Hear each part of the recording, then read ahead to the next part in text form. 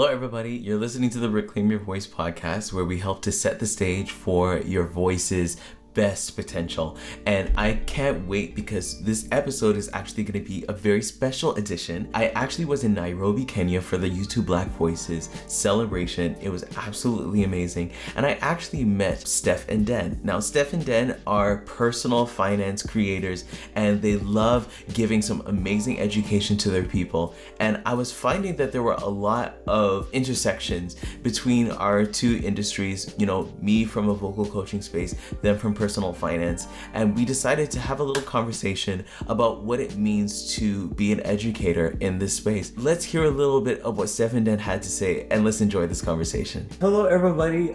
It's O'Neill Gerald here on the Reclaim Your Voice podcast, and this is a very special episode of the Reclaim Your Voice podcast because I am not in Toronto, Canada, where I usually am. I am with the wonderful Steph and Den, and Hello. I'm going to tell you a little bit about who they are. But we are in Nairobi, Kenya, for the the YouTube Voices. Yeah, goodness, this thing has always been hard for me to say. The YouTube Black Voices celebration, where we're celebrating all the creators that were in the YouTube Black Voices cohort for 2023. Steph and Den were a part of that, and like first of all, they are Canadians, and so we were part of the same, you know, chapter of the cohort, if that's what you want to call it. And just meeting you guys your vibe is just amazing, and just like what you guys do for the finance community and for people is just. I was talking to them, I was just like, oh my gosh, we have so much of the same bottom lines and values, and I'm like, we just got to talk about it. I know this is not a personal finance podcast. But we're going to make it musical somehow. So, like, why don't you guys just introduce yourselves and just kind of tell the people a little bit of what you do? Totally. Den, you want to kick us off? Yeah, I'll kick us off. So, we're Steph and Den. I am the Den to Steph and Den. I'm the Steph. And, basically what we do is our goal is to make money simple. That's as simple as I can make it. Yeah. Goal is to make money simple.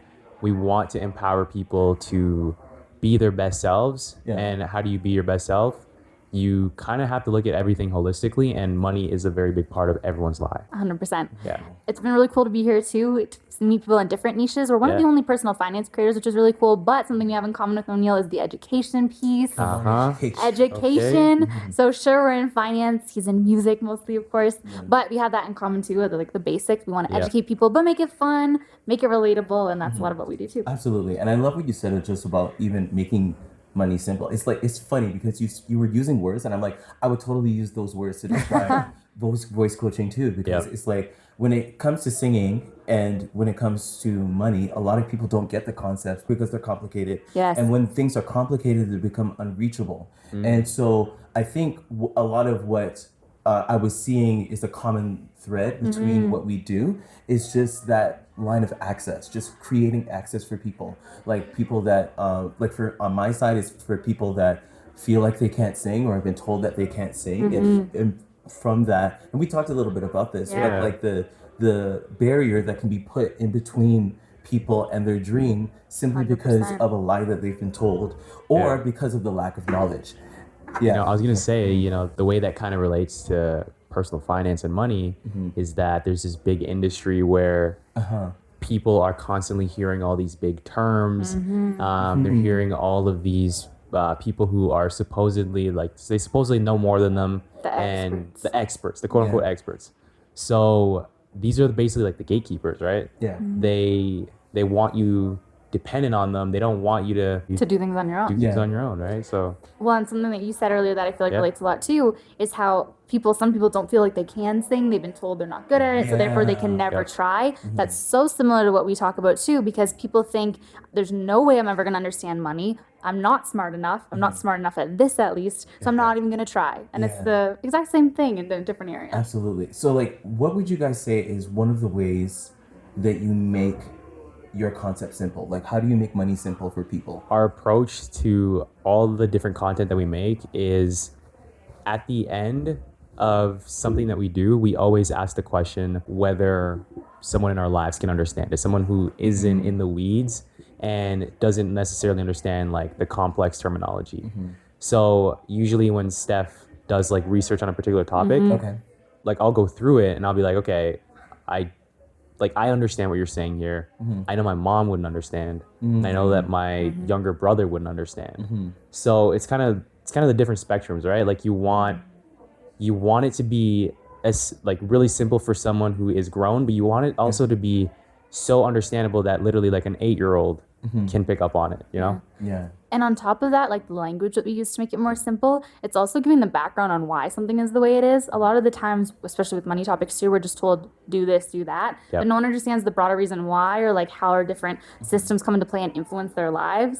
So trying to bridge the gap of the why behind things too lets people understand what's going on more, which hopefully makes it more simple as well. Yeah, I love what you're saying, because you said it now and you said it earlier, just that language piece. Yep. Yeah. Like a lot of what keeps people from being able to do what they dream, like for you guys is creating, you know, wealth. For me, it's creating, you know, great singing. Is just that thing of language. And I love what you said about gatekeepers too, because it's the same thing, except it looks different in the music industry, where it's like there are people that have these amazing talents that are showcased on, whether it's on radio, et cetera, so forth, and they're made to be like these ideals of what the human voice is, and for some reason it's not profitable to allow these people to be on the same pedestal as everybody else. So whether it's through the presentation of a great mix or a master of a song or the perfect recording process, we're like, okay, let's present this voice as flawless as it can be, and also let's market this person and this image that's attached to this voice in a flawless way. And I don't know if it's intentional. I feel like it's a little bit intentional. Probably. It creates that barrier, again, that keeps people from having access to feeling like they can actually do what they want to do. And so the way that, like, same thing that I do it on my channel, you know, through my podcast, through the people I coach, it's through creating new language or creating, or just dumbing it down. I don't even like the term dumbing it down. That's true. It's just like making the language more accessible, using words that everybody would use. So it's like, do you guys have anything to add? Because I blanked there. And I was we went mountain biking this morning, and my brain is kind of still on fuzzy mode. Yeah, guys, we've had a busy few days. It actually hasn't even been a few days. It's been like a day and a half. It's been jam-packed. It's been fun. The flight, oh my gosh. I like, we came from Toronto to Nairobi, Kenya. The flight was like, how many hours was it? Travel time total was like 24. The flights were 8 hours and 9 hours. So like, I can't even believe that. We came at like 1 a.m. but like, I woke up at like 4 a.m. because of the jet lag. I know. It was interesting. It was my first time. It's my first time to Africa too. So experiencing the jet lag was kind of funny. It was kind of interesting too. But yeah, essentially language, like allowing the language to become more accessible, like it broadens the horizons and allows people to believe that so can actually do it. I have a question for you. So someone who is like an amateur, and we see this all the time too with people who have just never come across any sort of money advice or content. Someone who feels like they can't do it, like is it realistic for them to at some point feel and be the person that they want to be in terms of singing? Like, I love that question. can they actually get there? Make the jump. Okay, so here's the thing. I'm going to use the driver's license thing that we talked about the other day. Okay. Good. So basically, singing is like any skill that you want in life can be attained, like generally can be attained. For some people, it's easier to do than others. So driving, for instance, some people get their driver's license on the first try. Some people take 5 years of failing their driver's license, failing the driver's test to actually get their license, but then they eventually get there. So I think what we think is a talent level is much more a capacity for skill or a capacity for learning the skill. And so some people, it might take a little bit longer. And that longer period causes them to not necessarily sing at their best or at their voice's best right away. Whereas some people, whether it's through nurture or whether it's through nature, they have the talent and the skill, they're just there. And so we think that those people just sing better when they just have a greater capacity to learn the skill. In a quicker time. In a quicker time frame. I think I love what you said about the timing too, about 1 year versus 5, because it's similar with the money side too. People feel like if I can't get it quick, what's the point? Life is long. Like hopefully life is long, but for most people it is long. And so you have that time, and it doesn't matter if someone else picks something up in 30 minutes and it takes you days. If it takes someone 1 year and it takes you 5. We talk about building confidence over time slowly. So learn one new thing a month. start investing now and grow your confidence, and you'll feel more confident with it later. Whatever it is, you don't have to know everything right away. No one knows everything right away. Anyone who's telling you they are an expert, either they really do, like they've spent a lot of time, they've done all this learning, or they're not, and they're just confident in saying that they are. You will just grow and learn your confidence over time. And I think it's the same thing with that too. I love that. What's the rush? What's the rush? And Life's not a race. And I don't know. I don't know about you guys in living in Toronto. I feel like the rush is like a normal part. You're right. There's a rush. A hustle culture. Of the city metropolitan life, where it's like I have to have it now. I have to be able to do it. And it's like with the rush concept, it's like people have this scarcity in terms of their time. Yes. Where it's like, oh my gosh, I don't have enough time to learn this. And so those two things combined create this, I can't do it. 100%. I can't sing. I can't get my money right. Like, you know? And it's like this pressure. We kind of talked about this too, about having it as like a hobby. It doesn't have to be your main thing. It can just be for fun and for you, because we kind of feel like as a society, I feel like you should only do what you're good at. Like if you can't dance, you shouldn't dance. If you can't sing, you shouldn't sing. If you aren't the best at money, you shouldn't even try with your money. You should only do the thing you're the best at, even if you don't like it. Why? Do the thing that you suck at but you really like to do. Do it. Like you'll only be upset later on if you haven't done it. So what's interesting about that is that reminds me of something that we've talked about on the channel, and it's this phrase that we kind of use. It's anyone can make it, but not everyone can. Yes, we love this concept. And I think that really relates to what Steph just said, because obviously we're constantly being fed this story of success. The American dream, the Canadian dream. Exactly, the American dream, the Canadian dream. Even when it comes to athletics, right? Even when it comes to singing, right? Like there's these people that are so-called at the top, but I don't know where I was going with that. I lost it. Well, just to touch on that, just to touch on that, anyone can make it, but not everyone can. We talk about those all the time too. It's kind of like a capitalism thing. But people like to say anyone can do it. If I did, anyone can. And it's important to note that yes, anyone can. There's individual drive, and that's important. There's also the system though that's designed, especially in money, so not everyone can. People at the top rely on there being a bottom, right? The people who think about even like the stock market, not to get too crazy, but the stock market relies on a lot of people not being confident in buying stocks at a certain price, right? And so yes, anyone could make it. There's no need to not think that you can't work hard and make it, but it's also very important to recognize structures and that not everyone can at the exact same time. And it's important to know that's part of what we break down on our channel too, is understanding the structures, and sometimes it can sound negative, but it's really just reality. And then being able, it empowers you more to know what's going on and then still choose to try and aim for what you're doing. And that's a lot of what I do here at the Reclaim Your Voice podcast too, because it's like the word reclaim, literally. Because it's yours. It was originally yours, but the reason why you don't have it is because somebody took it from you. Right? I like the system is taking it from you. Exactly. And so I love what you're saying in terms of like there are systems in place to keep you out of the ideal. And to feel like you can't be that. Exactly. And I feel like what our job is, especially as education creaters, being here at YouTube Black, and it's funny because there's not many education creators as well. But I guess we're shouting them out wherever you are. But I feel like part of the process of education, and in my case, voice education, is allowing people to recognize that there are systems that are actually working against your progress. Right? And they're intentionally there because people make money off of people's being out of 100% of that idea. Which is how it all comes back to money. Exactly. I feel like it's important to know that, right? Like it's kind of like going back to the whole touching on like the whole why piece.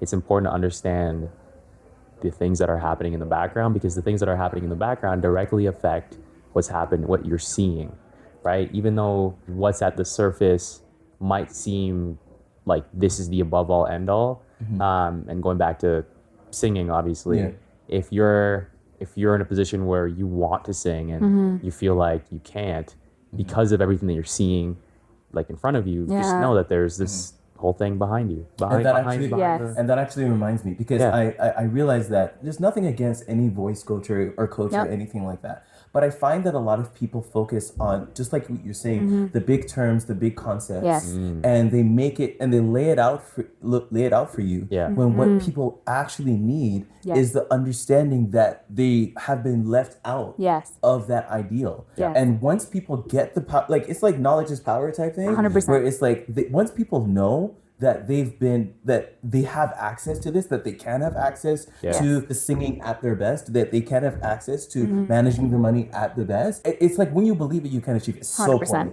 No, Super corny. But some corny it's true. things are the most true things too. Yeah, well, and at the end of the day too, it's the people who have the capacity to know and learn these things, and also people who make it, quote unquote, make it become successful, whether that's in singing or whether it means having a lot of money on the money side of things. Sometimes they like to continue to gatekeep, to bring it back to that, and not share the reality of things and make they feel better, making other people feel like, yeah, they did have some secret, right? We always talk about that too. The secret, there's not a secret, right? The secret is knowledge. The secret is confidence. The secret is doing it scared. Things like that. Another cliche, corny phrase, but I like that one a lot too. I think the moral really is like, you have to understand that things are working against you, and then do things anyway. Do what you want to do. Anyway. Do what you're passionate about, and anyway. learn things. Manage your money anyway. Yeah. Like, I love that. Do your best anyway. Yes. And I think that's a great place to end off, because it's just like, you gotta go party. You guys see why I had to have them here, because it's like money and music seem like very different things, but the core of the need for education is there are so many intersections in there, and so I'm just really honored and just glad to just have you guys here. Thanks for having us. On a very special episode of the Reclaim Your Voice podcast. Maybe we'll have more guests. I don't know. We've never done a guest before. You guys are like the first guest. I love it. Hey, We are on it. I love it. Reclaim Your Voice podcast. Period. I'm so excited. This is great. For those of you that are looking to reclaim your own voice, I encourage you to look at more episodes of the Reclaim Your Voice podcast. Definitely. And if you're looking to manage your money, Steph and Dan are here to help. So I'll put the link to their channel in the description. And of course, if you're new, subscribe to this channel, because this is the place where we help you to reclaim your voice. Reclaiming my voice. I'm O'Neal Gerald, and this is Steph and Dan, and we'll see you in another video. Bye, everyone. Bye. Thank you. Sing anyway. I absolutely love that sentiment. Like, that's exactly why they do what they do. Thanks, Steph and Dan. And this is why I do what I do in helping people to reclaim their voice. So if you are in the space where you've been kept out, whether it's by, the gatekeepers that have been telling you that you can't sing or telling you that you can't improve your voice, I want you to actually take some time with me, go to reclaimyourvoice.ca/masterclass, and I want you to watch a free training that I've put there that tells the story of how we've helped our clients to sing with vocal freedom, physically and mentally. And so I want you to start this journey so that we can actually kick that lie in the pants and allow you to actually reclaim your voice. So go to reclaimyourvoice.ca/masterclass. We'll see you in another video, or you'll hear me on another podcast. All right, you guys take care. Bye, everyone.